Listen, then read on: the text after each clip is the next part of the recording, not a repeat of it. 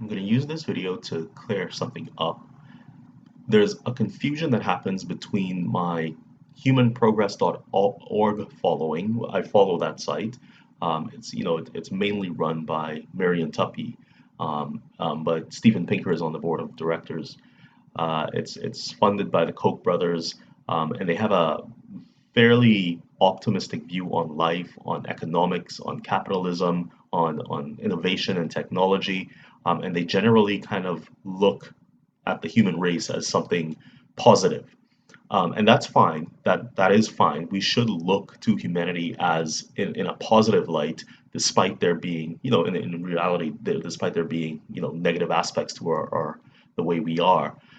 So that runs up against my whole antinatalist philosophy, which I'm working through right now. I'm kind of getting more in depth with the various problems that antinatalism presents, or are presented to antinatalism. So, for instance, I'm trying to dig my heels in and really get into the nitty gritty of the non-identity problem. And I do understand it. It's just that I'm not as eloquent as at explaining it sometimes. But you can't say that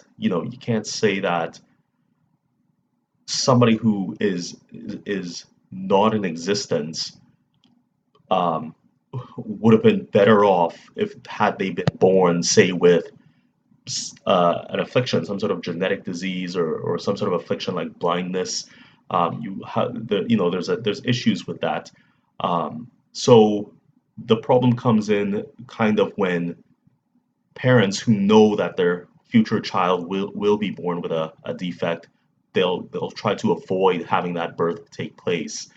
But then if that person was born and was blind, the life would be called worth living by naysayers against antinatalism.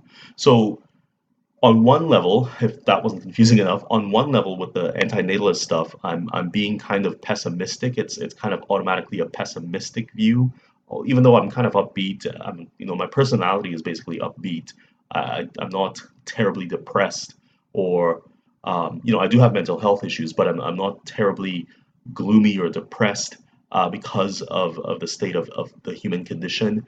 But on the other hand, when it comes to this following I have these guys that I follow, humanprogress.org, there's this optimism about the humans and human race, and there's even a pro-natalist kind of bent that these guys have. So you can see where the confusion is. They're sort of like diametrically opposed ideas. I guess first off, what I want to say is, and I've said this before, with the antinatalism stuff, what I'm saying is like that makes sense. It makes logical sense. And so far in my reading and so far in listening to people try to take it down, I haven't seen any good reason to doubt what antinatalism says.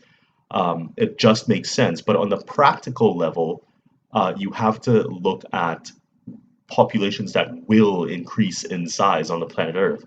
And human progress is basically presenting ideas and strategies that work that would help people manage large or people living in help people living in large populations.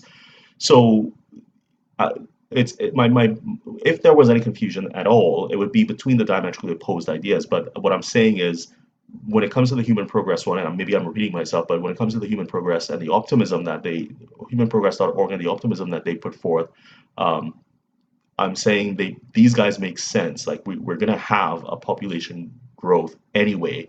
And on that same point, I think we look at things like capitalism, and these guys, they also support capitalistic economies. Um, it- they're the best way to lift child bearers, women, out of poverty. And in lifting women out of poverty, they have less children. The birth rate goes down. So what these guys are saying is that we're not going to have some wild population boom that just keeps growing exponentially. As economic progresses and as globalization progresses and ideas of capitalism get exported to developing countries, women will be empowered, men will be empowered, they'll get more educated, they'll be financially independent, and the birth rate is going to go down again. So I think these guys were saying by 2100, the population is probably going to drop back down to 7 billion people, if not lower, I think they said, but I could be wrong about that. But the population will go up, and then by the end of the century, it'll drop drastically back down. So that's what they're saying. So that's one of the reasons I don't use population growth as a backup for antinatalist philosophy. My understanding of antinatalist philosophy is that, and from reading David Benatar's book, is that the grain of human life is suffering. Like you can be born anywhere in the world under any circumstance, and the suffering will be there no matter what. And I do believe that because I am human, and I can tell you that there's anger, there's poverty, there's stress, there's depression, there's mania, there's violence, there's so I don't doubt at all that human suffering is there in the very grain of living. And I also believe, and this is an important point to back up that point, I also believe that people tend to, the way we've evolutionarily evolved tends to not diminish, but play down the amount of suffering we actually endure throughout our lives. Um, we tend to remember things favorably and happily. So that's essentially that. I hope that clears some things up. I'm not too sure.